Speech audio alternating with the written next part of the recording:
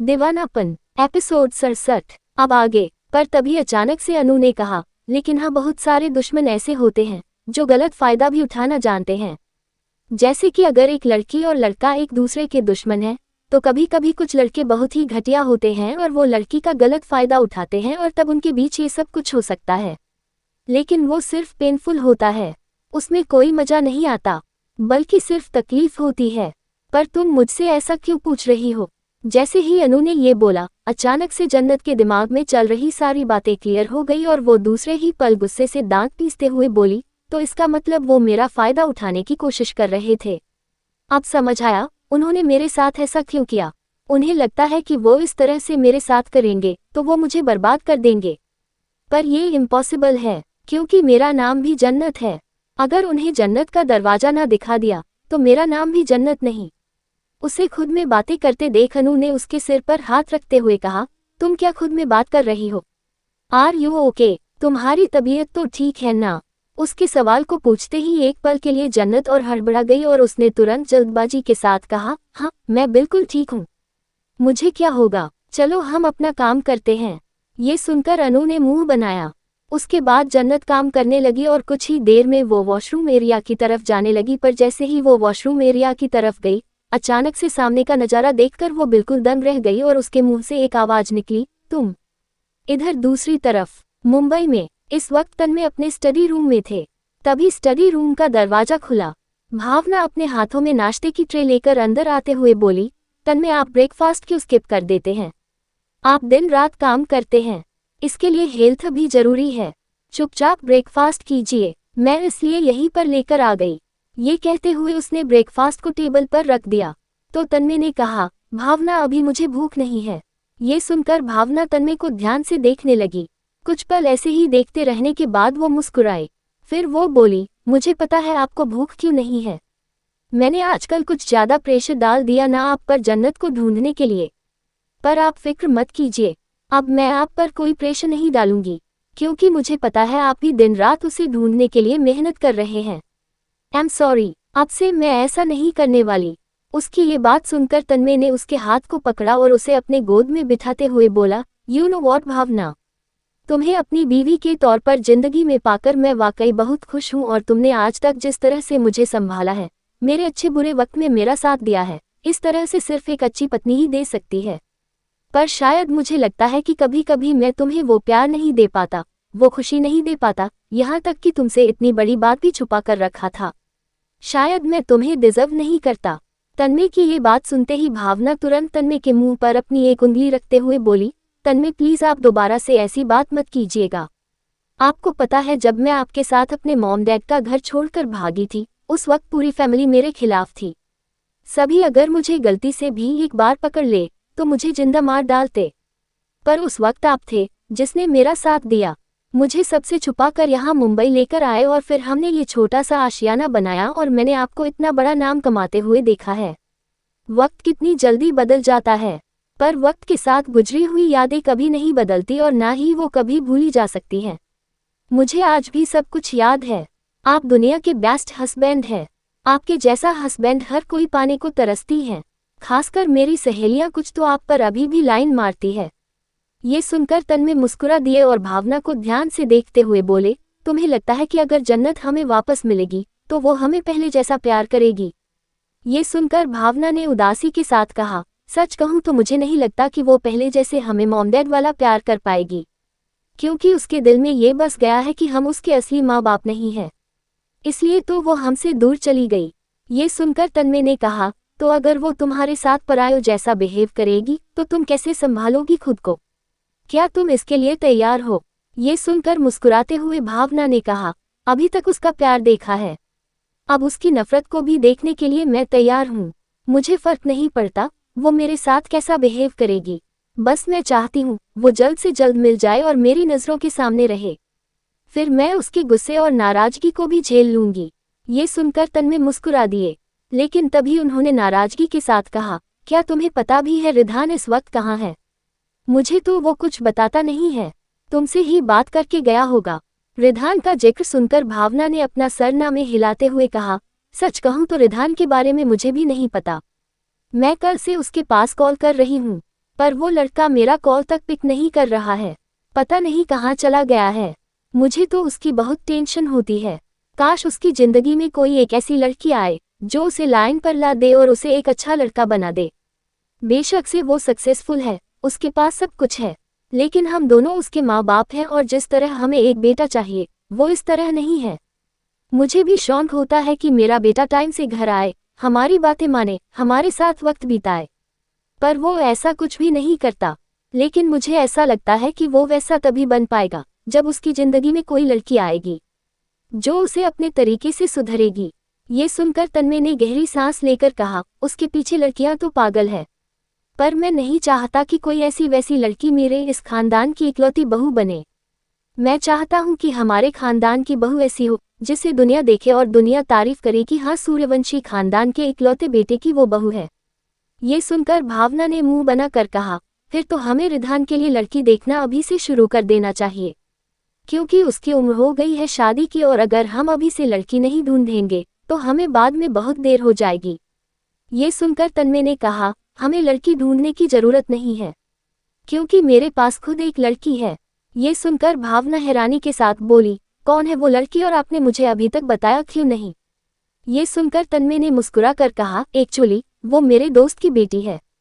तुम्हें याद है मिस्टर जतिन गुप्ता के बारे में? जतिन गुप्ता का जिक्र सुनकर भावना कुछ याद करने लगी और बोली, लास्ट मंथ जिस पार्टी में हम गए थे, आपने मुझे उनसे मिलवाया था। ये सुनकर तन्मय ने कहा, हाँ, जतिन गुप्ता की बेटी के बारे में ही मैं बात कर रहा हूँ। वो अभी अभी सिंगापुर से पढ़ाई करके आए हैं। उसने अपने डैड को बिजनेस में बहुत हेल्प किया है। इनफैक्ट मेरे साथ जो प्रोजेक्ट मिस्टर गुप्ता कर रहे हैं उसमें वही उसका राइट हैंड बनी हुई है। वो बहुत खूबसूरत है और स्मार्ट है, यहाँ तक कि बिजनेस स्किल्स भी उसकी बहुत अच्छी है। अगर उस लड़की की शादी हमारे रिधान से हो गई तो वो दोनों मिलकर बहुत कुछ कर लेंगे, और मैं चाहता हूँ कि ऐसी लड़की हमारे रिधान की बीवी बनकर आए। मैंने तो मिस्टर गुप्ता से इसके बारे में बात भी कर लिया है। इनफैक्ट मिस्टर गुप्ता ने ही सबसे पहले मुझसे शादी के बारे में बात किया था। तब मैं जन्नत को ढूंढने में थोड़ा परेशान था, इसलिए मैंने उन्हें मना कर दिया था। पर अगर तुम शादी की बात कर ही रही हो सकेगा तो मैं मिस्टर गुप्ता की बेटी से ही शादी की बात चलाऊंगा। ये सुनकर भावना ने मुस्कुरा कर कहा, ये तो बहुत अच्छी बात है। अगर वो लड़की इतनी समझदार, खूबसूरत और संस्कार वाली है तब तो हमें रिधान के लिए और क्या ही चाहिए। वैसे उस लड़की का नाम क्या है और क्या आपके पास उसकी कोई फोटो है? ये सुनकर तन्मय ने मुस्कुरा कर कहा, हाँ बिल्कुल, मेरे पास उसकी फोटो है, मैं तुम्हें दिखाता हूँ। जिसके बाद मैंने अपना फोन उठाया और कुछ देर बाद फोन में करने के बाद फोन को भावना की तरफ बढ़ाते हुए बोले, ये रही इस लड़की की फोटो और इसका नाम ईशानी है। ईशानी गुप्ता। ईशानी नाम सुनकर और लड़की की फोटो देखकर भावना के चेहरे पर बड़ी सी मुस्कुराहट आ गई। वो लड़की बाकी बहुत खूबसूरत थी। उसे देखकर भावना ने कहा, ये तुम्हारे रिधान के लिए बेस्ट रहेगी। एक काम कीजिए, आप इसे आज रात डिनर पर इनवाइट कीजिए। मैं सामने से मिलूंगी तो मैं और भी अच्छे से जान पाऊंगी। ये सुनकर तन्मय ने मुस्कुराकर अपना सर हिला दिया, जिसके बाद भावना भी वहां से स्माइल करते हुए चली गई। इधर दूसरी तरफ जन्नत ने जब रेस्टरूम का दरवाजा खोला और उसने अपने सामने मौजूद उस लड़की को देखा तो वो एक पल के लिए उसे देखते रह गई और उसके मुंह से अचानक से निकला, तुम वो भी यहाँ पर? इस वक्त आशी मिरर के सामने खड़ी थी और अपने हाथों को वॉश बेसिन में वॉश कर रही थी। लेकिन उसने जैसे ही जन्नत की आवाज़ सुनी वो एक पल के लिए जैसे डर गई हो। उसके चेहरे पर पसीने आ गए और वो तुरंत हड़बड़ी के साथ अपना मास्क उठने लगी। पर तभी जन्नत गुस्से के साथ आगे बढ़ी। वो उसके मास्क को नीचे जमीन पर फेंकते हुए बोली, स्टॉप इट। अब खुद को छुपाने का कोई फायदा नहीं है, मैंने तुम्हारे चेहरे को देख लिया है। ये कहते हुए वो आशी के चेहरे को देखने लगी। आशी का छोटा सा चेहरा था जो कि बहुत ज्यादा खूबसूरत था। उसकी आंखें किसी राजपूताना खानदान की तरह चमक रही थी। उसके लंबे बाल थे, लेकिन आंखों में एक डर था जो जन्नत को देखकर था। उसने तुरंत अपना सिर नीचे झुका लिया और हकला कर बोली, वो मैं, सॉरी। तभी जन्नत ने गुस्से के साथ कहा, जस्ट शट अप। तुमने मुझे अपना सच छुपाकर बहुत बड़ी गलती की है। ये कैफे की जिम्मेदारी मेरे ऊपर है, लेकिन मुझे नहीं पता था कि यहाँ पर तुम जैसी लड़की भी काम करती होगी। तुमने आखिर ऐसा क्यों किया? और जब तुम सिंगापुर में मुझे उस रात मिली थी और मैंने तुम्हें उन गुंडों से बचाया था, तब मैंने तुम्हें रोकने की कोशिश की थी, पर तुम वहां से ऐसे भाग गई जैसे कि मैं ही तुम्हारे लिए सबसे बड़ा खतरा हूं, और अब तुम हमारे ही कैफे में इस तरह से बहरूपिया बनकर काम कर रही हो। आखिर क्या इरादा है तुम्हारा? चाहती क्या हो तुम? देखो, सच सच बताओ, वरना मैं तुम्हें पुलिस में दे सकती हूँ। पुलिस का नाम सुनते ही आशी और भी ज्यादा डर गई और वो तुरंत डर कर जन्नत के पैरों से लिपटते हुए बोली, प्लीज ऐसा मत कीजिए। और मेरे पास ना तो रहने के लिए कोई छत है और ना ही खाने के लिए 2 रोटी। बहुत मुश्किल से मुझे ये नौकरी मिली है। अगर मेरी ये नौकरी भी गई तो मैं मर जाऊंगी। मेरे पास एक फूटी कौड़ी भी नहीं है। प्लीज मुझे माफ कर दीजिए। मैं प्रॉमिस करती हूँ कि आइंदा से मैं कहीं नहीं भागूंगी। उसको इस तरह अपने पैरों में गिरते देख जन्नत तुरंत पीछे हट गई और हड़बड़ी के साथ बोली, हे स्टॉप इट। मेरे कहने का वो मतलब नहीं था। मैं तो तुम्हें देखकर थोड़ी शौक थी, इसलिए मैंने ये सब कुछ कह दिया। प्लीज तुम खड़ी हो जाओ।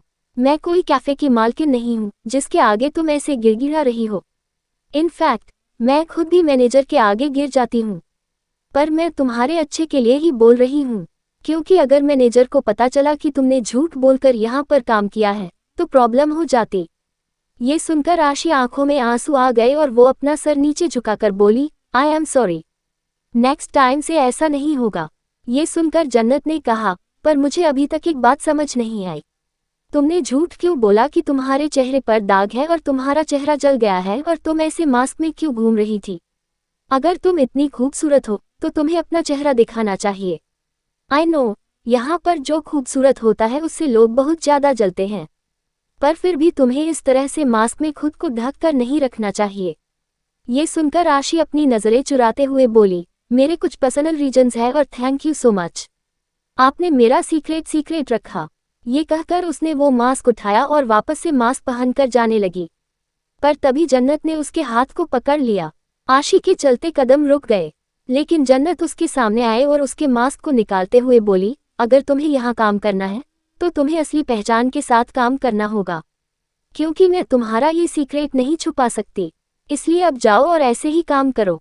ये देखते ही आशी ने तुरंत अपना मास्क वापस लेते हुए कहा, देखिए प्लीज, मैंने कहा ना, मेरे कुछ पर्सनल रीजंस है, इसलिए मैंने मास्क पहन रखा है। आप मेरी बात क्यों नहीं समझ रही है? मैं आपसे सिर्फ एक ही चीज की रिक्वेस्ट कर रही हूँ। आप चाहे तो मुझसे ओवरकम करवा लीजिए, मैं ओवरवर्क करने के लिए तैयार हूँ, पर मुझे इसी मास्क में रहने दीजिए। जन्नत को समझ नहीं आया कि वो आशी की इन बातों का क्या जवाब दे, क्योंकि उसे आशी के पास से बहुत अजीब वाइब आ रही थी।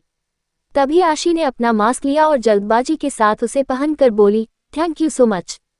प्लीज मेरा ये सीक्रेट ही रहने दीजिएगा। ये कहकर वो वहां से चली गई। उसे ऐसे जाते देख जन्नत ने खुद से कहा, ये लड़की बहुत अजीब है, पर ये लड़की आखिर है कौन?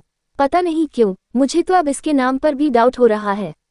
कहीं ऐसा ना हो कि इसने अपने बारे में जो कुछ भी बताया वो सब कुछ झूठ हो और उसकी असली पहचान कुछ और हो। लेकिन क्या? ये सवाल करते हुए अब जन्नत कंफ्यूजन में चुप हो गई। आगे की स्टोरी अगले एपिसोड में।